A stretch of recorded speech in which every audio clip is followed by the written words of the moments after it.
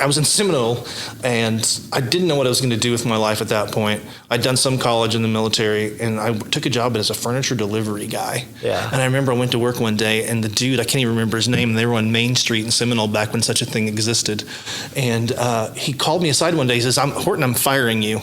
I'm like, what? I was like, I thought I was doing a good job. He said, you're doing a great job, but this is not the world for you. Go find a real job. Do something with your life. Go to college. You should not be doing this. You're going to throw your back out, ruin the rest of your life. You're fired. What a hero. I mean, as a kid, I was like, young 20s, I was pissed. Well, I was like, I needed a job, but he did the best thing for me. 100%. So I enrolled in OU the next semester. Okay. And so that, but then. So that got me out of Seminole, which is where I badly needed to be. Yeah. And then, listen, if you like small towns, if that's your experience with them, I get it. Some people love them, and they're meant to be there. I honestly would rather be in jail. Which we might get to in a little bit. Which we might get to eventually. We'll see how that goes. Yeah. So then you're off to college for a little bit, and you're like, I have a career now. I have a second chance. What am I going to do? My father had relocated to Oklahoma. He was in Norman, actually. Okay. Actually, South Oklahoma City, close enough to Norman. And he was a nurse. Yeah. When he got out of the military, he finished his training and became a nurse. And that's how he was still a nurse. I think still working when he died, honestly, a little bit. Yeah. And he'd moved here, so I came up here and stayed with him for a little bit while I was at OU, and didn't like the Norman feel, so I just commuted. I moved back to Seminole with some friends in a place that we got, and then I would go up to Norman for class, and then I got it down to where I was only going to like 1 day a week, which was ideal at the time. But I didn't finish there. There was a long delay after that. Yeah.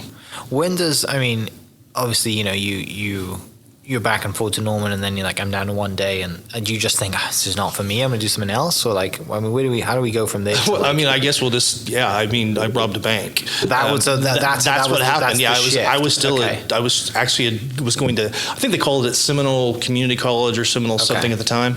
It's now Seminole State College. With the group of mates that you just said? Well, yeah, so I had a couple of friends, and we were, I don't know what happens when you have ADHD and nothing to do. Yeah, it's like we were already petty criminals. And we're like, we should do something that pays better. Right. And so we robbed a bank. And turns out the FBI have zero sense of humor. And we also didn't know the FBI was going to get involved. What I know, the criminal justice system. And so. Right. You just think this is my small town. No, exactly right. It's going to be like Barney Fife and all the sort of small town deputies with one bullet. Right. But it ended up being a 4.5-year pause in my life where, did federal prison for 4.5 years. And fortunately... In Oklahoma or not? No, it was federal. So the only federal prison in Oklahoma City at the time was El Reno, and you don't want to go there for any reason. No, we were there 11 days to get processed. And like the first day we were there, this guy got stabbed to death in front of us. And we're just standing there, and this old convict walks up. And you were like mid-20s? Yeah, I was 23. And this old convict walks up, and he goes, y'all need to get going because they're going to round everybody up. And I'm like, oh, this is what we do. Cool. This is what someone dies, and you leave so you don't get sort of arrested. And it was just like, it's one of those moments like when I joined the military and I'm, 17 years old and you show up for basic training and you get there at 10 o'clock at night and the door opens and there's this huge dude and he's like, you're good. I'm like, I'm not good. And so there are those moments and you don't have a choice. That's just what happens, right? And then you have to sort of figure out, okay, what's the response to this? Yeah. And so we did 11 days there and then they sent us to Texarkana and then finally Big Spring. Because in the federal system, they can literally send you anywhere. And sometimes they even punish people by sending them as far from their family as possible. Right. But I was lucky because the time when I went in, the young guy that I'd robbed the bank with, the judges back then had this sense if you were young and vulnerable, then they could do buddy system. Then they'd pair you up. Yeah. And it really did help. There were a couple of moments where it was like, whew. But that was, so then I got out, but when I got out, I came back to Oklahoma City. Yeah. So that was 92. So when people ask me now, how long have you been in Oklahoma City? Since 92. 92. No other details. But I got out and came back here, and my younger brother at that time sort of set me up, and I started doing soft goods sales. Sure. And then went into pastoring for about 14 years. And then that was in college, grad school, and all of that. I finished up. I went back to college at 28, 29. Finished my undergrad and then went to grad school. Finished that in 2005. Have you written a book about this yet? Because you need. No, so every time I talk to someone who's this just happened like recently. There's a journalist in LA that's kind of becoming a good friend, and she's got an agent. She used to talk to my agent, and I'm like, here's the problem with writing about this kind of thing is that there's the Son of Sam law, which is the Fruits of Crime bill, which is good law. Don't get me wrong. Yeah. When Sam Berkowitz, the Son of Sam, was killing all those people, he made a book deal, and so someone wisely said we probably shouldn't allow criminals to make money off of their crimes, and so the Fruits of Crime bill passes. Makes sense. Rightly so. Sometime late 70s, early 80s, whenever that Son of Sam thing was.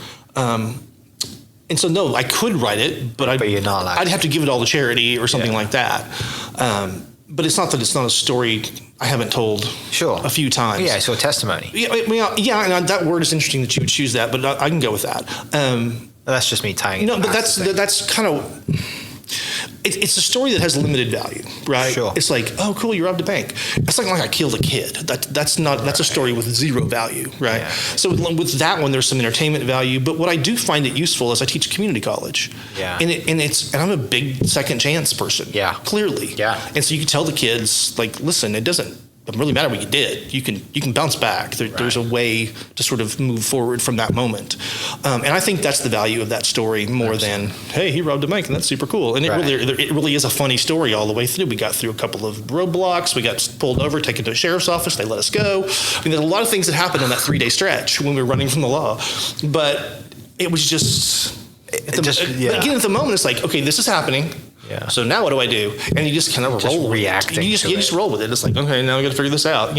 Cops are chasing you at 120 miles an hour, and it's just like, this is not where I thought I was going to be right now in my life. I don't know where I thought I was going to be, but it wasn't on a dirt road outside of Colgate, Oklahoma. So yeah. I assume back in that day you weren't getting you weren't live on News 9. It was we actually made USA Today. Okay, yeah. Yeah, no, it was so bad. It was so bad. I felt so horrible for my family. I just it's again, you make a decision and you go with it, and then you realize later on the repercussions. Sure. Right. Yeah. So yeah.